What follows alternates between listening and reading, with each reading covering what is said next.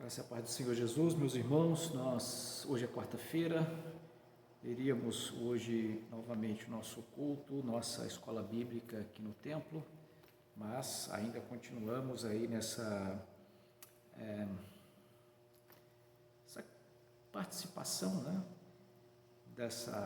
desse isolamento, e hoje eu faço questão de estar aqui no templo e não gravar isso de casa. Eu faço questão de vir aqui, porque ainda que eu entenda muito bem que a igreja não é o prédio, as paredes, mas é nesse lugar que nós nos reunimos como igreja congregacionalmente. Eu acho que esse ponto não pode ser perdido. A igreja pode se reunir em qualquer lugar. Ela pode se reunir na praça, ela pode se reunir em casas, e foi assim que a igreja começou nos tempos apostólicos. Ela pode se reunir na beirada de rio. Quando lemos Atos, nós veremos que em alguns momentos e algumas localidades havia ali próximo a rios reuniões de pessoas, principalmente para orar. Algumas mulheres faziam isso. Nós poderíamos nos reunir no shopping, nós poderíamos nos reunir no shopping numa sala, né, uma loja de shopping, né? Algumas igrejas fazem isso, outras alugam o salão de reuniões de um hotel e fazem os cultos lá no domingo, sei lá, enfim, né? Poderíamos nos reunir em qualquer lugar. Mas para nós isso aqui é simbólico, e eu não quero deixar que você perca de vista a importância não do prédio em si, mas do fato de estarmos congregados. Não deixemos de congregar, como é o costume de alguns, vai nos alertar Hebreus, você sabe bem disso. Eu queria orar e em seguida hoje ter um estudo, uma meditação aqui do texto das Escrituras, como a gente tem feito todos os dias. E eu espero que nesse momento, nossa transmissão não é ao vivo, a gente não tem aparelhagem para isso, né? Mas eu espero que você esteja aí na sua casa nesse tempo, orando e, enfim, buscando ao Senhor, como nós sempre fizemos. Deus Todo-Poderoso, nós te louvamos porque o Senhor é onipresente e prometeu estar sempre conosco, Senhor Jesus, todos os dias. Nós cremos na Tua presença, nós cremos que o Senhor não nos desampara nunca, mesmo diante de tantas dificuldades, diante de uma crise tão aguda, Senhor, que talvez a maioria dos brasileiros nunca passaram por algo parecido. Senhor, que esse tempo seja realmente de muito aprendizado, que nós possamos ao final dele, Senhor, glorificar e exaltar o Teu nome, te dar graças por tudo, porque em todas as coisas nós podemos dar graças, porque confiamos e acreditamos na Tua soberania. Nada escapa aos Teus olhos, Senhor, nada te pega de surpresa. Por isso eu peço, cumpre o Teu propósito nas nossas vidas em particular, na vida da Igreja Batista Betesda, como nós assim chamamos, essa parte do Teu corpo, Senhor Jesus. Muito obrigado, Senhor. Amém. Glória a Deus. Bom, mais uma vez, a gente poderia cantar, mas eu vou deixar para você fazer isso. Você pode pausar o vídeo agora, canta a canção que você achar de bom tamanho, e depois você volta para ouvir, né? Eu não me arrisco a fazer isso. Semana passada, se não me falha a memória, eu li com os irmãos o João capítulo 11, né? Verso 4, ao receber a notícia, disse Jesus: esta enfermidade não é para a morte, e sim para a glória de Deus, a fim de que o Filho de Deus seja por ela glorificado. Outro texto que a gente conhece muito, Romanos capítulo 8, o verso 28, sabemos que todas as coisas cooperam para o bem daqueles que amam a Deus, daqueles que são chamados segundo o seu propósito. Meus irmãos, especialmente esse texto de Romanos, eu tenho o repetido muitas vezes para mim mesmo, em muitas outras circunstâncias, em muitas outras situações, mas agora, em consonância com esse texto que faz muito significado para nós, pelo momento que estamos enfrentando de enfermidade. É verdade que muitas pessoas estão falecendo, a doença de fato mata muita gente mesmo, mas aqui Jesus fala de Lázaro em João 11, a morte de Lázaro foi para a glória de Deus. Todas as coisas cooperam para o bem daqueles que amam a Deus. E eu não sei se você já ouviu de outras pessoas, mas hoje pela manhã, enquanto eu orava, eu então comecei a me lembrar desses textos e pude perceber já quais bênçãos nós podemos colher desta situação. Porque às vezes a gente entra numa depressão e é notícia ruim para todo lado, vai morrer muita gente, vai acabar isso, vai acabar aquilo, vai aumentar o preço, vai ficar desempregado, vai faltar isso, vai faltar aquilo, é saque, é violência, é bandido que foi solto, é político que não sei o quê, é um briga com um, briga com o outro, o meu é melhor que o seu, enfim, a gente entra numa espiral de notícias ruins. E aí eu parei para observar novamente esses textos. Todas as coisas cooperam para o bem daqueles que amam a Deus. É verdade que a gente sofre um pouco agora, se inquieta um pouco agora. Eu mesmo, pelo menos a única perturbação maior é o fato de a gente não poder estar tendo os nossos cultos congregacionais. Isso, como eu já disse, para mim é uma afronta tremenda.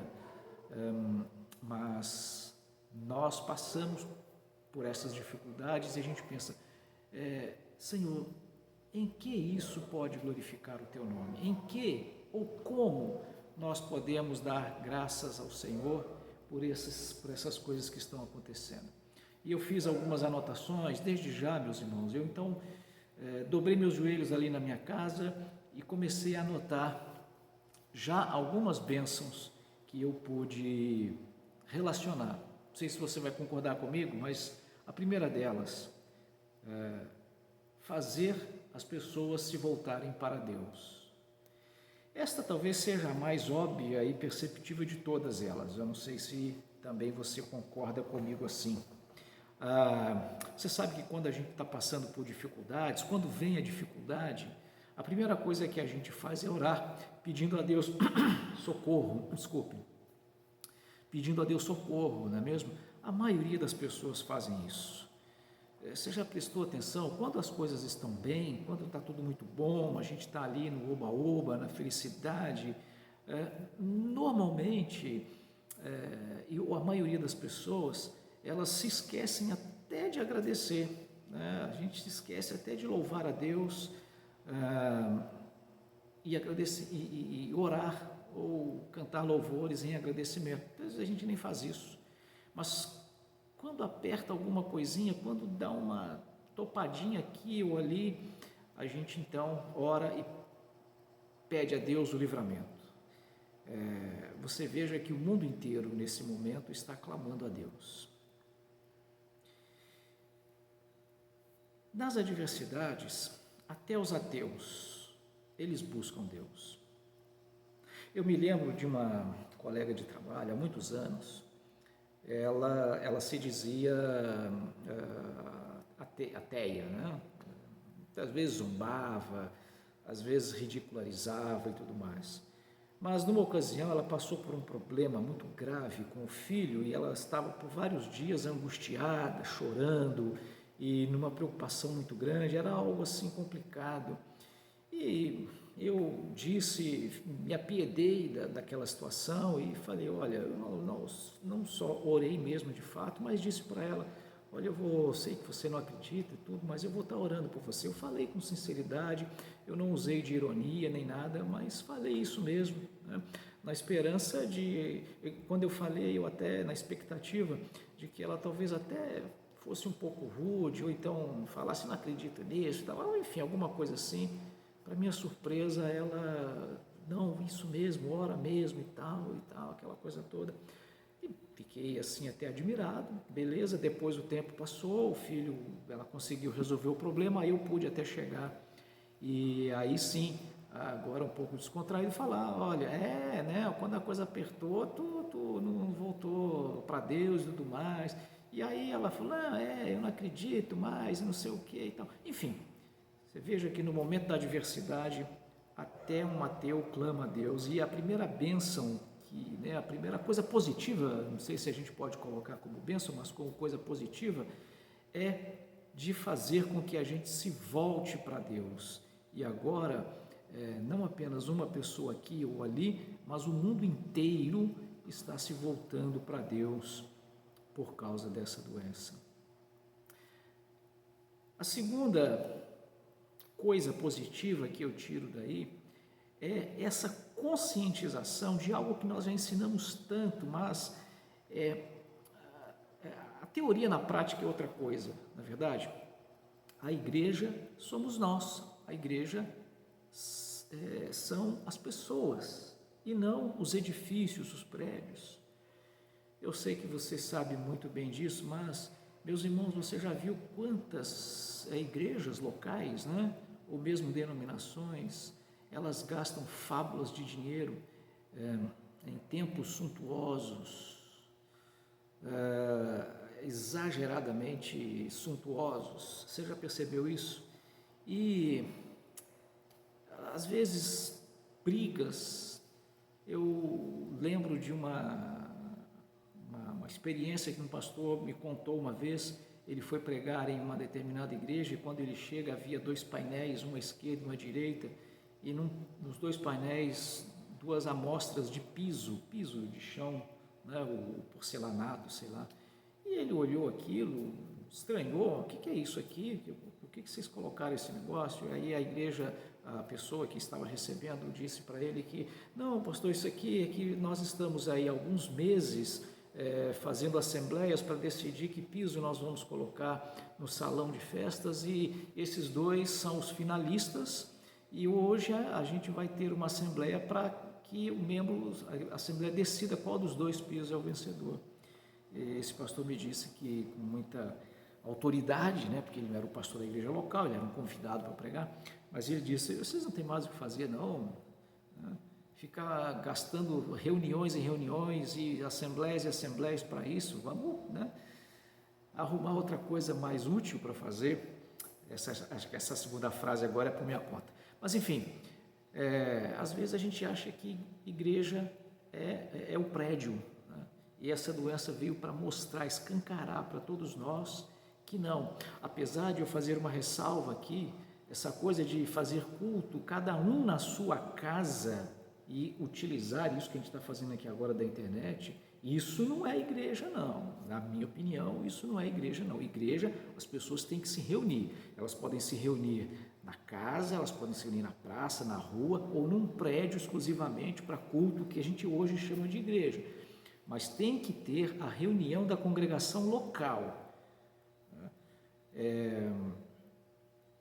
cada um na sua casa. Isso não, isso é devocional pessoal, enfim, tem a sua validade, eu não estou dizendo que isso é imprestável, não, é culto também, claro que é, mas culto congregacional eu não entendo assim.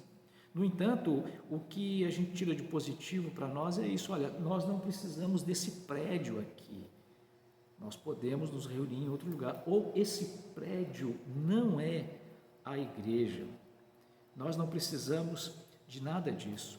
Outra coisa, quando eu digo que a igreja somos nós não precisamos de personalidade jurídica. Você sabe que nós temos hoje, nós estamos aí com a obrigação de renovar o estatuto, CNPJ, a declaração de imposto de renda, porque senão a gente vai pagar multa. Eu estou às voltas aí com renovação de certificado digital e por causa dessa isolamento, eu não pude ir ao cartório, que foi agendado 2 vezes, é uma dor de cabeça, é uma série de documentos que você tem que pegar, reconhecer firma, levar, preencher, e aí tem o tempo, tem que pintar, tem que decorar, tem que pôr luz, tem que a janela que está caindo, a água que está vazando, entupiu o negócio ali.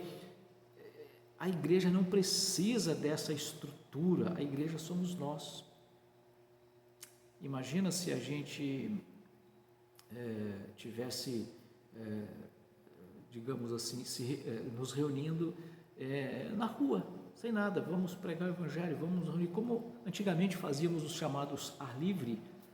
A igreja é só isso, as pessoas cultuando, adorando e glorificando a Deus. Então essa doença veio mostrar para nós que a igreja não é a estrutura, nem mesmo a estrutura, personalidade jurídica. Isso não é igreja. Isso é coisa que nós inventamos para facilitar por um lado e muitas vezes traz mais a dor de cabeça. Terceira coisa que eu aprendo disso, meus irmãos, que cooperou para o meu bem, para eu entender, para dar glória a Deus, é separar o falso do verdadeiro. Nas crises, o verdadeiro cristão se resigna, se consola e se conforta na esperança que a fé dá. O crente verdadeiro, quando vem a dificuldade, quando vem as procelosas vagas, as vagas procelosas são, ele não se desespera, ele não quer suicidar, ele não fica perdido por aí. Muitas vezes sente a dor, sente o problema, mas se apega em Deus e a minha confiança está em Deus. Eu sei que o meu Redentor vive, como disse Ló. Agora, o falso crente, esse daí se desespera. Por vezes, nega a fé. Quantos, por causa de dificuldades e tribulações, esses negam a fé e às vezes cometem loucura. Uma quarta,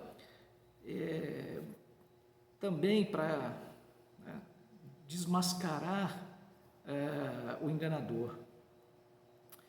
No caso específico dessa doença, e aí eu quero chamar, talvez assim, deixar um ponto bem específico, eu pensei em muitos outros detalhes, mas ia ficar muito longa essa nossa meditação, mas no caso específico da doença, essa crise, ela serviu para desmascarar os enganadores, os verdadeiros, os vendedores de falsos milagres, aqueles que se enriquecem enganando os incautos.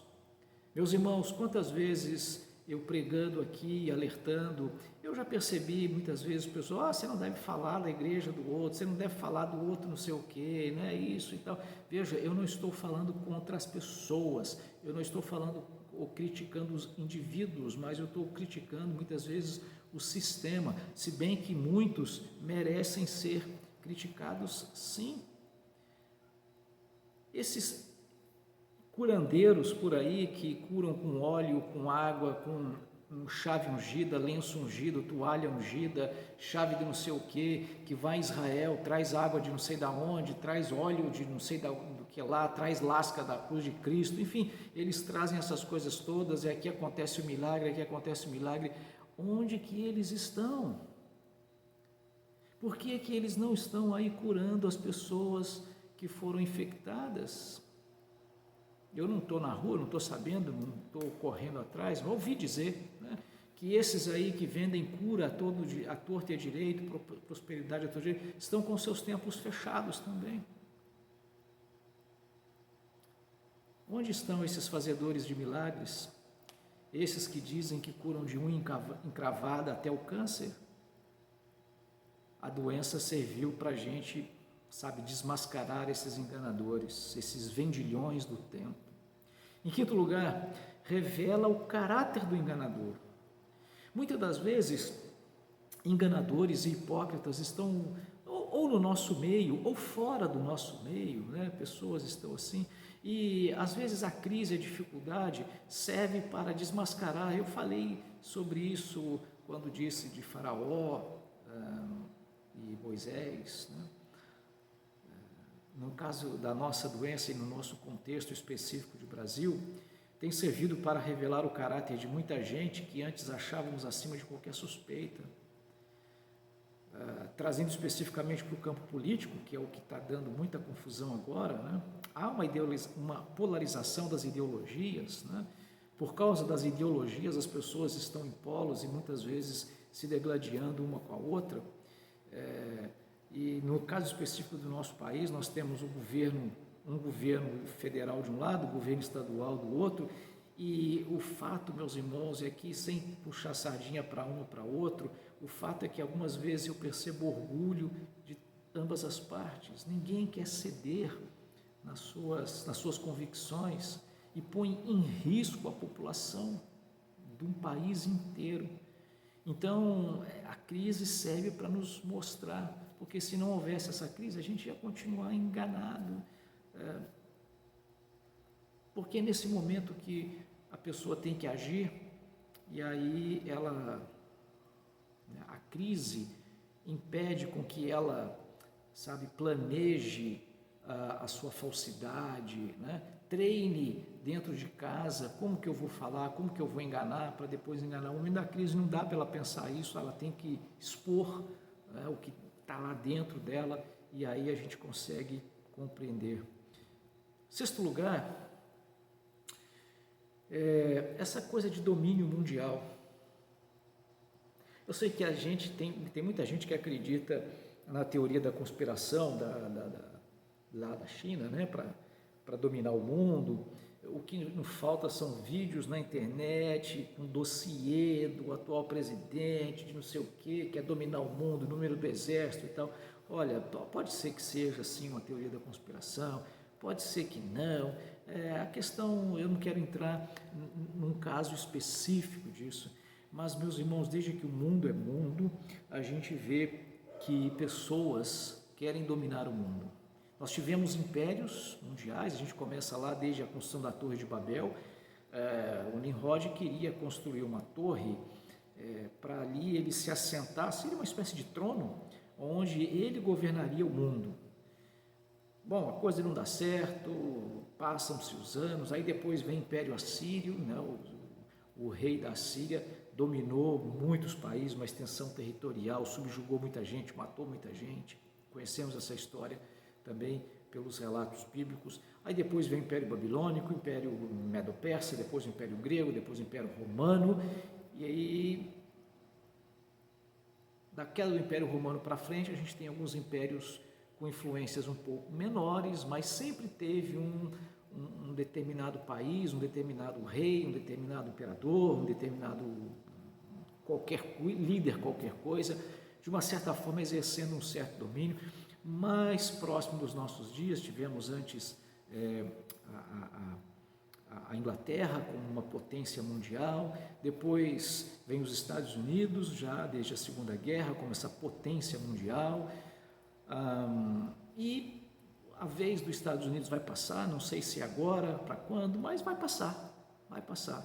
Outra nação vai assumir esse protagonismo. Se é a vez agora da transição dos Estados Unidos para a China, não sei, e não me interessa saber, porque a igreja sobreviveu a tudo isso, a igreja sobreviveu à mais ferrenha oposição e perseguição que o Império Romano causou, e tantas outras perseguições menores em muitos outros tempos. A igreja sobreviveu a isso. Se acontecer no nosso tempo, nós vamos sobreviver, mas esse desejo de domínio mundial. E aí, dependendo da perspectiva escatológica, né, está preparando aí para um governo mundial do anticristo. Enfim, talvez é algo que venha acontecer, talvez é algo que já esteja acontecendo, como eu disse, vai depender da perspectiva escatológica, mas o fato é que nesse momento de crise, ele serve para escancarar, né, esse desejo de homens de quererem dominar o mundo. E aí a gente se atenta para isso, porque nós não confiamos em homens. A palavra de Deus nos alerta sobre isso, que nós devemos confiar no Senhor. Maldito aquele que confia no homem e faz dele o seu braço forte.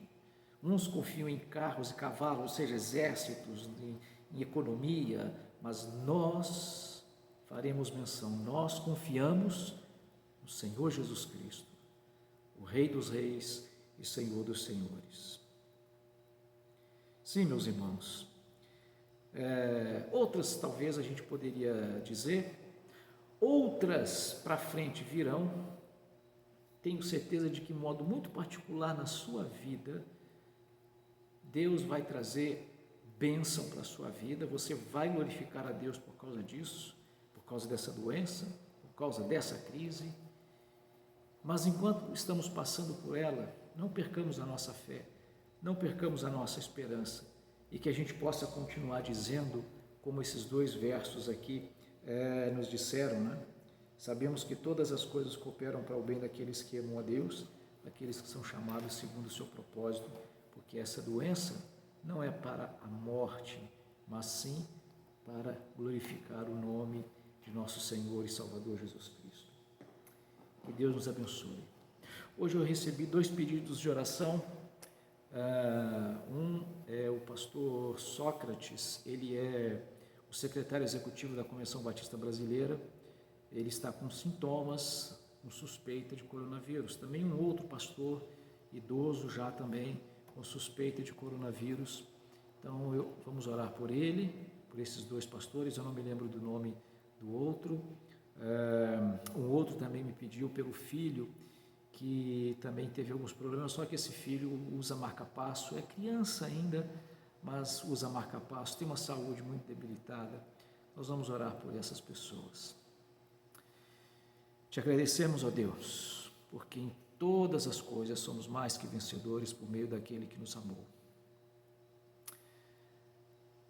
Eu quero colocar diante do Senhor a nossa igreja, a Igreja Batista Betesda, que o Senhor visite cada um dos nossos irmãos, daqueles que adoram ao Senhor como membros, como parte desse corpo. Visita agora a família de cada um, Senhor.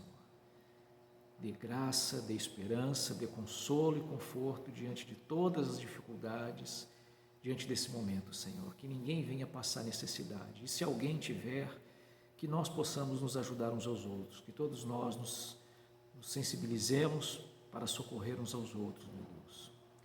Ó Senhor, não nos deixa distraídos com as coisas desse mundo, mas que possamos voltar os nossos olhos para Ti. E agora colocamos diante do Senhor o pastor Sócrates, o outro pastor, não me lembro o nome dele, Senhor, e aquele outro que pede também pelo filho.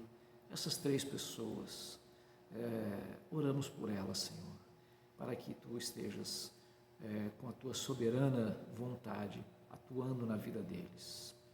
Sabemos que todas as coisas cooperam para o nosso bem, então sabemos que o Senhor será glorificado na vida desses irmãos. Esteja com os familiares, consola-os, conforta-os, alenta-os, para que continuem sempre confiando no Senhor. Ó Deus, que o Senhor possa nos livrar logo desta doença. Abençoe os médicos que estão trabalhando para encontrar remédios. Abençoa os esforços dos governantes, todos eles que estão trabalhando para minimizar os impactos, tanto na saúde quanto na economia, Senhor, porque uma coisa não sobrevive sem a outra, não pode ser uma em detrimento da outra, temos que ter as 2 coisas. Então, que o Senhor abençoe a todos eles, que haja entendimento entre as autoridades desse país. Tua palavra diz que o coração do rei está nas mãos do Senhor, e Tu os inclina para onde Tu queres. Então, inclina o coração desses homens para o entendimento, meu Deus. Tira os corruptos das posições de autoridade. Tira, Senhor, meu Deus, a autoridade, não apenas de políticos, mas sim de autoridades, sejam elas civis, militares, empresários, pessoas formadores de opinião, da grande mídia. Senhor, tira os corruptos das posições de autoridade, substitui por pessoas de bem, para que possam, meu Deus, fazer com que o nosso Brasil passe bem por esta crise e possamos ser socorro para todas as outras nações, que possamos ser sal e luz para esse mundo, Senhor. Muito obrigado, ó Deus. Amém.